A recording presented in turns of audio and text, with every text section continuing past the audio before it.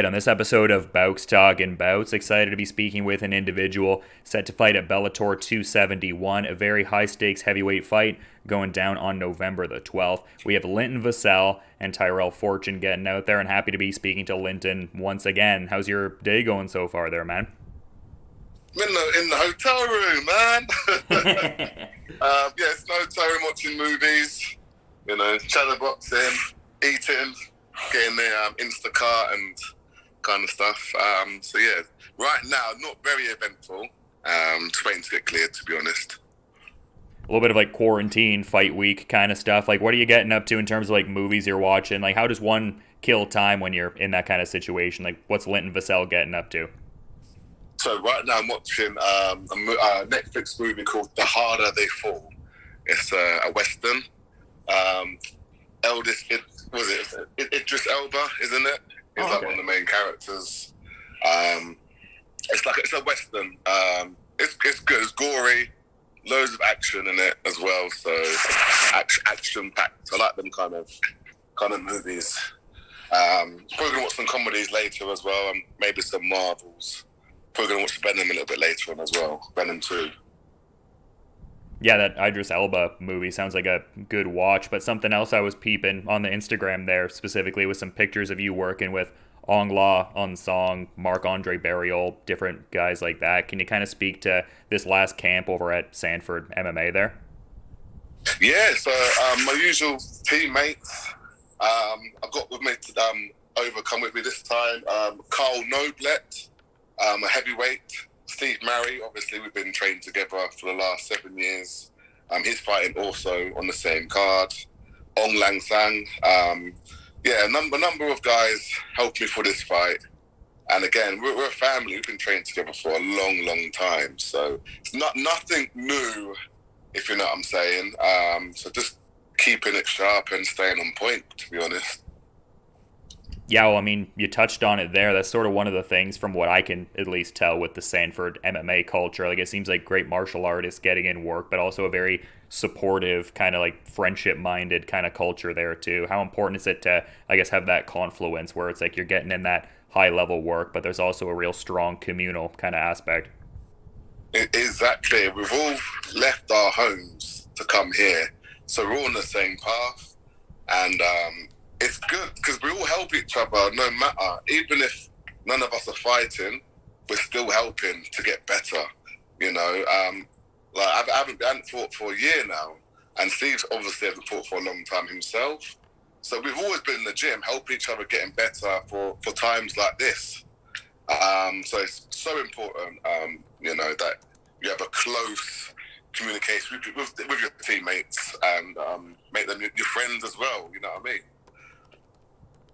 Yeah, I definitely get what you're laying down there, man. And you talk about having a bit of a layoff there. Obviously, a lot of outside factors playing a role in that there. Like, I saw you were supposed to fight at Bellator 262 against Marcelo Golem, but that got called off as the result of an injury there. Was there a level of frustration with that bout cancellation there, or kind of just like off the shoulders, stay the course, I'll get a fight eventually sort of thing? Nah, it was definitely some frustration. Whenever you've put some time and effort into getting ready for a fight camps are hard, because you sort of question yourself like, damn, man, do I want to do this? And we were, I think, a couple of weeks out. I think it was 3 weeks out, and I felt amazing, and I ended up hurting my back, and it was so frustrating because I was so close and I felt so good, and then for that to happen, obviously, it wasn't fun, but I'm back now, and it's crazy that only seemed like a couple of weeks ago, when I was supposed to be fighting Marcel Golem. But look where we're at now. So it's I feel like things happen for a reason, and that fight wasn't supposed to happen. Yeah, I mean, it seems like things kind of fell into place in, pretty neat order, just in the sense that you're fighting somebody who's presently ranked number 5 within the division and everything like that. Like, what are your thoughts on just this Tyrell Fortune matchup coming together, and just, I guess, your thoughts on his, main stylistic proclivities overall? It was bound to happen at some point, obviously. Him being obviously ranked number 5 right now, me just below. we were supposed to fight at some. I think was going to fight maybe a year ago. It didn't happen for some reason. I think he got matched up with someone else, and vice versa. So yeah, it's a great matchup, and again, definitely got number one contender implications involved in that. So it's a fight that had to happen. I feel like I'm next for the title. So what a better way than fighting someone that's in the top 10 as well. You know what I mean? So because Marcel Gone wasn't even in the top 10, so a win over him wouldn't have guaranteed me a title fight. This a big win over Tyrell, it will do. Yeah, and it seems like finally there's some level of clarity at the heavyweight level now, because it seems like Ryan Bader is getting ready to come back to defend there. I mean, Valentin Moldavsky in the interim champ kind of spot there. Like, do you share in that sentiment too, the fact that there's like more clarity in terms of what's going to happen in the higher levels of the heavyweight division there? Oh, definitely. Obviously, and I've got unfinished business with both of them guys, so I'm excited. I really am. So obviously, I hope them two, get the fight sorted and stuff, and we can move on from there. You know what I mean? Get this fight done on Friday, and then we'll see what happens next. Yeah, and just such a great run you've been having since, getting back to the heavyweight kind of category there, because like at a different point in your career, I mean, not a total stranger to the category, but at light heavyweight for a fair bit. Now you have high level back-to-back wins, both in the second round there. Like, how are you feeling competing as a heavyweight as compared to your time competing as a light heavyweight? Light heavyweight killed me. I wasn't performing the way I know I could perform. Like at training, it got to a point where I was doing amazing, around about 100 kilos. And then anything lower than that, I just felt more tired. I was getting injured. And, I felt like cutting all that weight, so I'm a big guy, cutting all that weight, it wasn't good for me. And fighting at heavyweight now, I haven't got to worry about cutting any weight. I can eat good, train good, I can look after my body a little bit better. And fight week doesn't surround around me cutting weight, where having this interview right now, back when I was light heavyweight, I'd be like half dead and probably going to go for a run in a minute or something like that. So I haven't got to worry about that. And heavyweight, yeah, it's definitely the best decision I made. Yeah, because the last time we were talking was ahead of the Haratonov fight, and you were talking about how one of the bigger, I guess, variables in your favor was that you're going to be the better athlete. Like, it seems like heavyweight is really creating a platform to really have that athleticism kind of shine through there. It really is. And, again, because heavyweights don't move the way I feel like I move, and as athletic as I am. Again, not every heavyweight, but a lot of them. And I felt like being at light heavyweight for so long, that's been a feather in my cap, should I say, to help me translate that into my heavyweight, not debut, into my heavyweight career, to be honest. Yeah, for sure. Definitely an intriguing sort of run to follow along with, especially just because you've been in the sport for over 13 and a half years now, and you seem to like really be in like a banner kind of era in your career. So it's cool to follow along with. It's like the physical attributes along with like the fight IQ with experience is coming together really well, it seems like. Yeah, no, it really is. It really is. And I'm excited, grateful for this fight, Yeah, and I mean, I mentioned Ryan Bader earlier, presently the sitting champion, and you'd previously fought him for the light heavyweight title. Is there like a level of desire to like want to see him still be in that kind of capacity for when you could potentially get a crack at the title, or is it kind of just a matter of getting the shot and the opponent is kind of inconsequential in a sense? And again, I would like to fight both of them. So either one, obviously, best man win out of them two. It doesn't matter if it's Ryan or Valentin. Obviously, I feel like I'd fight both of them again anyway at some point. So the best man win. I'm not going to pick who I'd rather fight or anything, because again, I'd want to fight both of them at some point in their careers and my career. So yeah, well, there's stellar fights to be made in the weight category. I mean, guys like Czech Congo, Fedor getting reintegrated into the rankings. Definitely a lot of cool matchmaking permutations, it seems like. Oh, it really is. But you know, Congo's my boy, my good friend, man, my brother. So you know, I don't think that Congo fight will happen. Yeah, just too strong of like a friendship and kind of rapport with each other to do that. Yeah, there's too much there. You know, he was my when I first came to Bellator, I stayed with him for 8 weeks, helped him get ready. He really looked after me. I had no money, obviously coming from the smaller levels. Yeah, he looked after me like a big brother. You know, so I couldn't get in there and fight him. You know, I just feel like our friendship was too strong for that.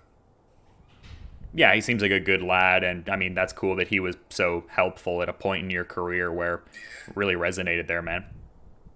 Exactly, and that's it, man. You know, you can't shit on people that helped you. That's the way I see it. No, that's a good way to look at it, man, for sure. Definitely, yeah, the way to be looking at it for sure. I mean, yeah, friendship more important than different things like that, no doubt. But I wanted to kind of talk about this a little bit because I noticed in your Instagram bio that you are an ambassador for Fight for Autism. Can you kind of talk about like what that role means and what the group is, I guess, doing overall? Yeah, so it's a foundation in England, and it's people obviously with autism. So I'm an ambassador. So to people that obviously want to be a part of it, I'm an ambassador that will put them to the founder, and then they can go through there. You know, like to do like MMA expeditions and that kind of stuff. So it's not just like people with autism can't train or even compete. They can, and this is the foundation that allows you to do that. That must be hugely important for you to be able to use your platform for something like that. Yeah. So again, if a kid with autism wants to learn how to box, they can go there and do that. Or if they want to actually have a fight or something like to compete, they can go and do that there. Yeah, and having someone with your name value in that kind of capacity, and you seem like a real nice kind of lad too, so I imagine that lends itself well to that kind of thing in a lot of ways. That's really cool, man. I mean, it's awesome to use the platform for something like that and to advocate for people. If I can spread the awareness a little bit, then I will do. You know, again, hopefully my name does do that, and people can, you know, obviously find a way and do what they want to do over there. Yeah, super important, no doubt, man. But in the past, at least, I've noticed you to be on that Bellator MMA News Facebook group. Have you been popping up on there now and again, or maybe not so much, maybe a little more focused on some other social media platforms there? Yeah, I'm usually on Instagram, but now and then I'll comment on there and put a little comment on there every now and then and put my awareness over. Yeah, I like that group. It's like not the hugest community necessarily, but like a very passionate kind of group where there's that connectivity there. Exactly. And again, they put posts every now and then, so I'll reshare them or comment on them or something like that. Send my love. Yeah, it's a good thing to see for sure, man. But something else that I enjoy seeing, at least on the Instagram end of things, is like whenever you go to the jungle, Florida, it seems like you're always with some exotic creatures like boa constrictors and whatnot. Have you been able to get out there and do that in recent times, like check out some exotic creatures and whatnot, or perhaps not so much? The last couple of weeks I haven't, obviously with training and that, obviously get focusing down the last little bit.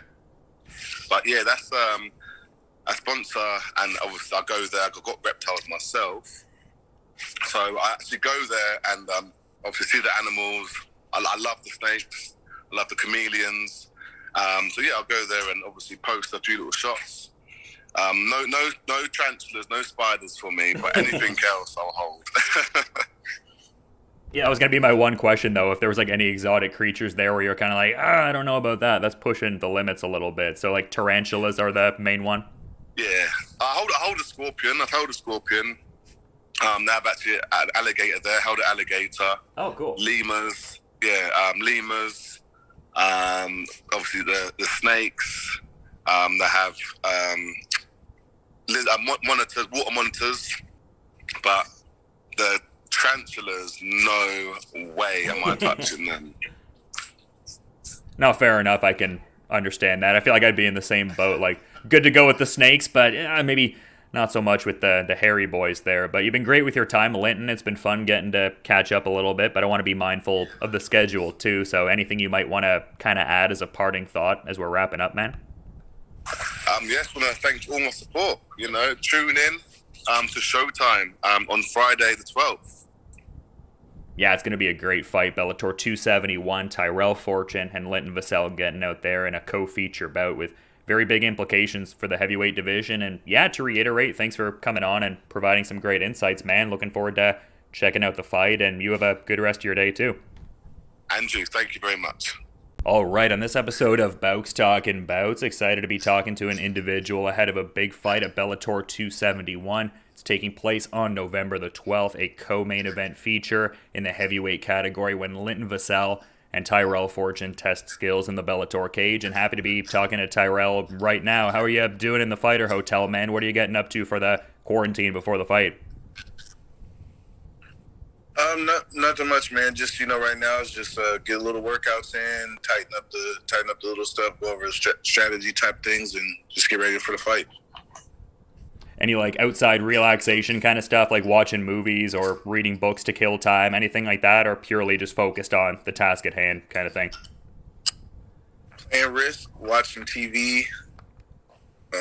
That's about it, man. That's not too much. Play a lot of Risk though on these trips. Yeah, that sounds fun. Get a good group of lads together and start ripping that. What was that? I was going to say, yeah, that's a fun game for sure. I definitely understand the interest there, but I kind of wanted to touch on the last camp there because it seems like you've always gotten in great workout in Arizona there, but it seems like you kind of took it to the next level there with the tattoo there for Arizona Combat Sports. I thought that was pretty cool. When did you get that tattoo? Like, when did the idea first come about? I had the idea for a while. I just didn't know how I was going to do it. I just wanted to kind of like still use the name and the Phoenix that we had originally used, but I just wanted to revamp it a little bit, make it a little new. And I think after my fight is when I knew that was going to be the next tattoo after my last fight with Matt Mitrione. And it turned out really nice. I really like it. My coach likes it too. We're going to use it as the new logo of a gym. Yeah, I thought it looked really cool, and I'm kind of curious, like, what the recent camp was like over at Arizona Combat Sports. Obviously, it's a very key part of your lifestyle and who you are overall, but, like, just localized to this last camp for the Vassell fight, like, what kind of work were you getting in? Who were you mainly working with and all? My main workout partner is actually another guy who's fighting on this card, Waldo Cortez. Oh, nice. So he was my main partner that I went with this trip. We also had a football player from ASU, Christian, who's about a 6'5" boxer. He had some boxing experience before, and then we have actually a guy who just came in from Holland. I think his name is Adonis. And I don't know if you know about Mike Jerem out of Holland, but they've got some pretty good fighters. Melvin Manoff, and Alistair Overeem, Gokhan Saki, a bunch of those guys train out of there. So he's another good heavyweight. Bandahari, and he's another good heavyweight. He's another good heavyweight that I have now to work with. So I'm developing a really good camp there of heavyweights. So I'm really happy for the future. Yeah, well, I mean, that sounds like some very elite Dutch-level kickboxers, and your striking has come along very well on a fight-to-fight basis, but is this kind of recent work with some of those guys you mentioned, like, really leveling up the striking game? Because those Dutch fighters are just really top of the heap. Yeah, I think for me, it's more or less just being able to put myself in situations that I have to adapt and learn from.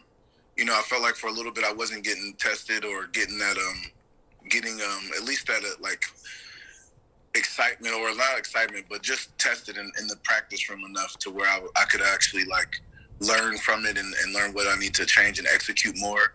So now having these bigger bodies in here that will have more experience or just good experience is definitely helping me sharpen my tools.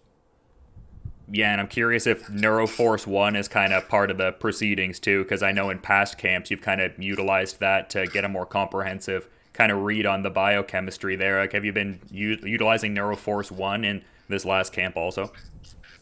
Absolutely. Neuroforce is the other side of the coin for me. When it comes to having a trainer there that knows how to dial my body in 100% and knows when to tone it down, focus on recovery, it's amazing. Neuroforce is a key component to my camp always. It's something, I never stopped training at Neuroforce even when I'm in or out of camp. Well, I really don't stop doing anything actually in or out of camp, but no, Neuroforce is a huge component to my camps and my training. Yeah, it sounds like you always stay ready, and it's more of like a lifestyle-minded kind of thing. But it seems like the lifestyle is like pretty well-rounded too. Like I saw recently, you had the photo at the wedding where you were the groomsman and everything, and I also saw the post there you had saying that Tyree had a new kid and stuff like that. You got a new niece now and stuff like that. Like, how cool have the latest personal life development's been there? Because it seems really cool. It seems like you're able to get out and kind of interact as like the COVID landscape is kind of clearing out and all. Yeah, I mean, I haven't met my new niece yet, but it was definitely I was happy to be able to make it to that wedding. A few days prior, a couple of days prior to me even having to fly out to this fight. It was one of my good friends from college. He was a college teammate. We really actually kind of grew up together, not like exactly together, but he's from Redmond, Oregon, and I'm from Portland, Oregon. So we grew up in the wrestling community, very close knit to each other. And we ended up going to junior college and university together. So we've had a lot of time spent from like 5th, 6th grade to now together. That's awesome that you have the connection that long and it's still going strong. Were you doing any MC work? Like, did you drop a speech there at the wedding, or more of just the take it in kind of groomsmen, like just enjoy the fun more so? No, I didn't do any MC work. Not my wedding to try to take charge or anything like that. But no, I was just there and happy to be there to support my friend and his happiness and wish them all the best in their marriage. Yeah, it looked like a fun time, at least from what I could tell on the Instagram there. But you mentioned the last victory over Matt Mitrione there, and I'm kind of wondering just, the fallout from that, because, I mean, beating a high-level guy who's been in the game for a while seems like a good name to have on the resume. Like, what were your thoughts on that first-round victory you were able to secure against Mitrione? I was very happy with it.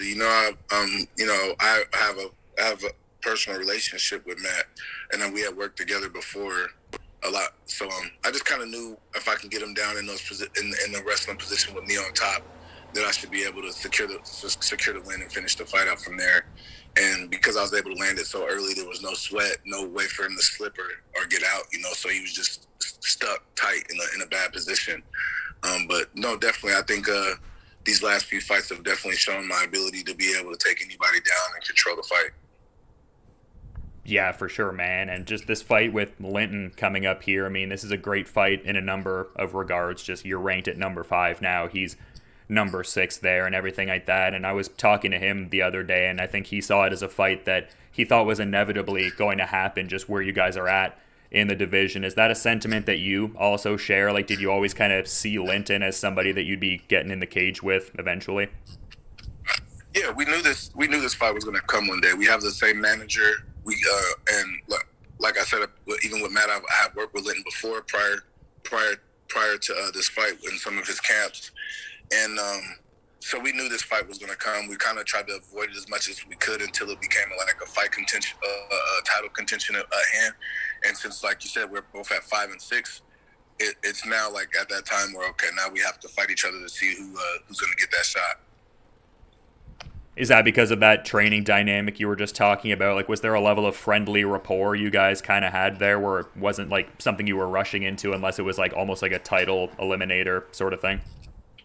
Yeah, 100%. Like, we have each other's personal text phone numbers. We can call and text each other. We call and talk to each other all the time. So it's not like any animosity or any bad blood or anything like that. It was, we're straight up. We just seen each other earlier this morning, gave each other a hug, wished each other the best. Kind of caught up to see how each other were doing with just life and training and stuff, and and then we kept it going. So there's never, there's nothing bad about it. We both already know this is just business. I definitely probably will work with him later on in the future, and hope he feels the same way about that too. Yeah, I very much got that sense from speaking to him as well. I feel like it'd be hard to beef with either of you guys. You both seem very chill and casual for the most part. Yeah, this is business. This is nothing personal. I got nothing against anybody unless they make it personal with me. And the only person that decided to do that was Jack May, and everybody's seen how that turned out. Yeah, I was just thinking that, man. And yeah, just in terms of what Linton has been able to do since shifting from light heavyweight. I mean, back-to-back wins over Haratonov and Hani Marks there and everything like that. What are your thoughts on, I guess, what he brings to the table, rather, what his main tools are out in the cage that you've been checking out leading into this one? Well, just from what I've seen, he's jab heavy, low kick heavy. He likes his counter hook. And that he's definitely one of those guys. He knows that if he can get on top, it's a lot better at the heavyweight division to be on top than on the bottom. So I think those are just his strengths. And he's been around for a while. He has 30+ fights under his belt. Yeah, he's been fighting for a decent while, over a dozen some odd years now. So for sure that wealth of experience going in his favor there. But I kind of wanted to ask this too, just with the backdrop of that Vitaly Minakov bout kind of falling through there. Is that something that you see coming to fruition eventually? Is it a similar kind of thing with the Linton Vassell situation where it's we're both pretty high level heavyweights, we're going to eventually kind of run it in the cage? Or was there some level of frustration not getting to get that fight with a former heavyweight champ in the promotion? No, that was just kind of a business that didn't come out to fruition. I think it wasn't anything. I could care less really about trying to fight Minakov or anybody for a name. I'm looking out for myself and trying to become a champion. So with Minakov not even being ranked at all in the top 10. It was really just me wanting to get a good fight with a good name because he had been a former champion. He had had a 2-year layoff. So I kind of looked at it as just me snatching his name real quick. But beside that, no, I don't. It didn't mean anything to me. Yeah, well, pretty quick turnaround. I mean, you got this fight and everything, and like I said, both top-ranked kind of contenders there, and it seems like there's some level of clarity at the top of the division now. It seems like Ryan Bader looking to come back and defend that belt, like Valentin Moldavsky in the interim champ kind of capacity. Do you share in that sentiment? Do you think there's more of a clearer kind of picture at the top of the division there at heavyweight nowadays? Yeah, I think. Well, not so clear yet. With Fedor beating Tim, and now Fedor just hopped up to 3. And we got Czech Congo up there still. Bader, and Tim is also another one. He's still up there too. So I'm kind of curious to see what happens with these old guys. In the way a little bit. I don't think they have many fights left on their contracts, and they're old. How many fights do these guys really have under their belts anyway? And then with Bader coming back in, now we get to see where this belt is going to go. And, the top of the bracket is going to be more active now. So I hope that Bader and Moldavsky, or Bader and whoever they choose to fight, because I could see actually Bader end up fighting Fedor for the title because of, who Fedor is, his name, and what kind of crowd that brings. It makes sense. And then Moldavsky, I think, will probably take a step back and let his coach get that shot before he hangs him up. And if that's the case, then and he just gives his shot up, then I would love to fight Moldavsky just to prove that I'm that guy that should be next, or wait and see what happens and fight for the belt. So no, I think in the next few months, by the early of next year, we should really know what's going on with this division.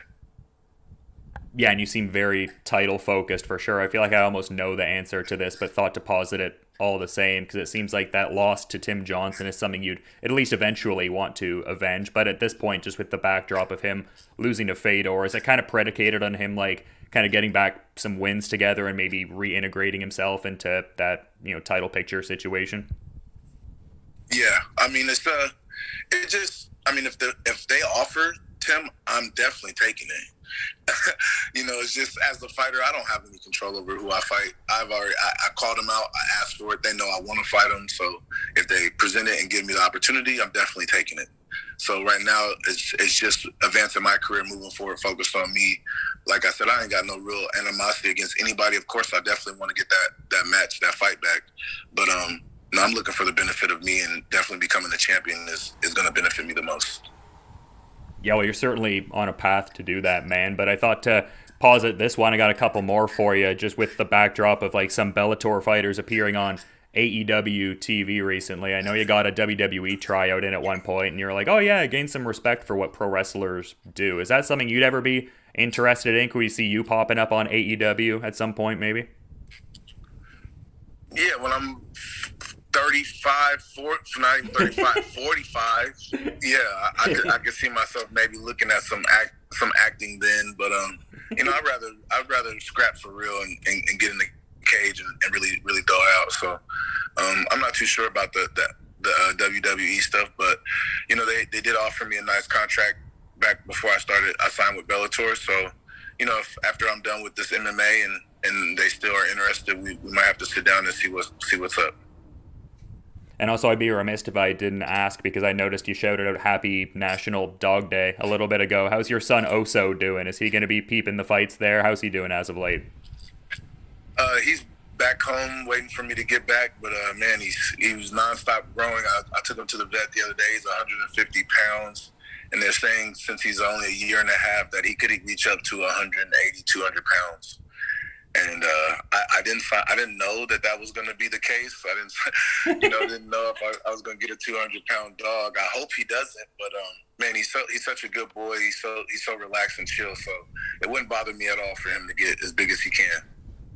I was going to say, going to be contending for Vadim Nemkov's title by the end of next year, it sounds like. Oh yeah. He can already take my coach out. He's already bigger than my coach. My wife. Did you hear that? My coach said my wife will cook him. He's married to a Vietnamese woman, and all he talks about is his wife eating dogs. Who does that, right? I was going to say, that'd be a lot of meat with Oso there, no doubt. But I know you want to get out to the training there and everything, man. I want to be mindful of the schedule there. Is there anything you might want to kind of add as we're wrapping up, though? What was that? You were breaking up. I couldn't understand you. Oh, sorry. I was just saying I want to be mindful of the schedule for you. Is there anything you might want to add as a parting thought, though, as we're wrapping up? No, nothing, man. I'm just ready to get this fight going. Thank you for having me on the show. I appreciate your time. Yeah, great getting to talk to you ahead of such a high-stakes fight in the division, and people can check that out this Friday, Bellator 271. And yeah, thanks for coming on the show again, Tyrell. Hopefully the training goes well there, and looking forward to checking out the fight, too.